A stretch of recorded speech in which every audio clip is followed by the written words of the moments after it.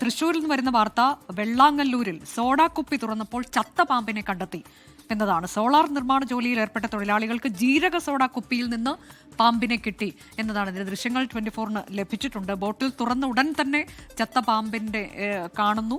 പിന്നീട് അത് അറിയിക്കുകയാണ് അധികൃതരെ. തുടർന്ന് സോഡാ നിർമ്മാണ യൂണിറ്റ് ആരോഗ്യ വിഭാഗം അടപ്പിച്ചു എന്നുള്ള വാർത്ത. ആ ദൃശ്യത്തിലേക്ക് നമ്മൾ പോവുകയാണ്. സോഡാ കുപ്പി തുറന്നപ്പോൾ ചത്ത പാമ്പിനെ കണ്ടെത്തിയിരിക്കുന്നു. ആ ദൃശ്യമാണിപ്പോൾ കാണുന്നത്.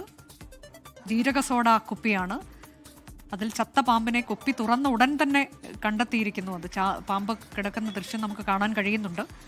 അതുകൊണ്ട് അധികൃതരെ വിവരം അറിയിക്കുമ്പോൾ ഈ സോഡാ നിർമ്മാണ യൂണിറ്റ് ഇപ്പോൾ പൂട്ടിയിരിക്കുന്നു, അധികൃതർ എത്തി എന്നതാണ്. ഏതായാലും ആശങ്കയുണ്ടാക്കുന്ന വാർത്തകൾ തന്നെ പുറത്തു വന്നുകൊണ്ടിരിക്കുകയാണ്. വിവിധയിടങ്ങളിൽ വീടുകളിലൊക്കെ പാമ്പ് ശല്യം രൂക്ഷമെന്ന് പറയുമ്പോഴാണ് സോഡാ കുപ്പിയിൽ നിന്നും ചത്ത പാമ്പിനെ കിട്ടിയിരിക്കുന്നത്. തൃശ്ശൂരിലാണ് ഈ സംഭവം, തൃശ്ശൂർ വെള്ളാങ്ങല്ലൂരിൽ. ശ്രീജിത്ത് ശ്രീകുമാരൻ വിവരങ്ങളുമായി. ശ്രീജിത്ത്, ഇതെന്താണ് സംഭവിക്കുന്നത്? അനുജ, ഇന്ന് രാവിലെ 11 മണിയോടുകൂടി ഇത്തരത്തിൽ സോഡ കുടിക്കാൻ വേണ്ടി പോയ സോളാർ നിർമ്മാണ തൊഴിലാളികളാണ്. ഇവർ ഒരു 3 പേരായിരുന്നു. ചായയും അതുപോലെ തന്നെ സോഡയൊക്കെ കുടിക്കാൻ വേണ്ടി കടയിലേക്ക് പോയത്.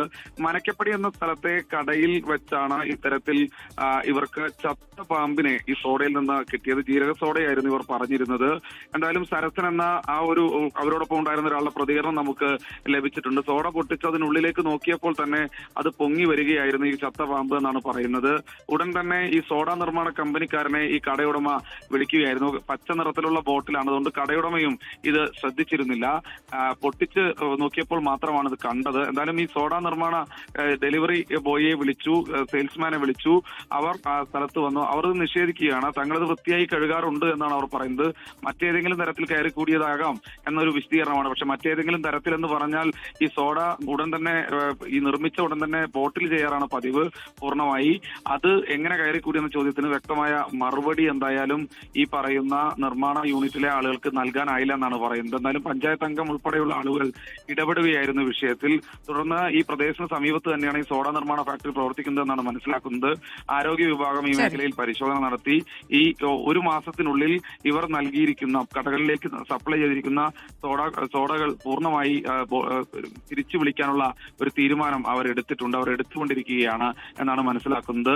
തീർത്തും ഗുരുതരമായ സാഹചര്യമാണ്. ഈ പാമ്പിനെ കണ്ടെത്തിയത് ഈ സോഡ ബോട്ടിലിനുള്ളിൽ നിന്നാണ്. അനുജ, സോഡാ ബോട്ടിലിനുള്ളിലും പാമ്പ് എന്നതാണ്. ഒരു മാനദണ്ഡവും പാലിക്കാതെയാണ് ഈ സോഡാ നിർമ്മാണ യൂണിറ്റ് പ്രവർത്തിക്കുന്നത് എന്നുള്ളത് വ്യക്തമാണ്. തൃശ്ശൂർ വെള്ളാങ്ങല്ലൂരിലാണ് സംഭവം. സോഡാ നിർമ്മാണ യൂണിറ്റ് ഇപ്പോൾ ആരോഗ്യ വിഭാഗം അടപ്പിച്ചിരിക്കുന്നു എന്നുള്ളതും ആശ്വാസകരമായ വാർത്തയാണ്.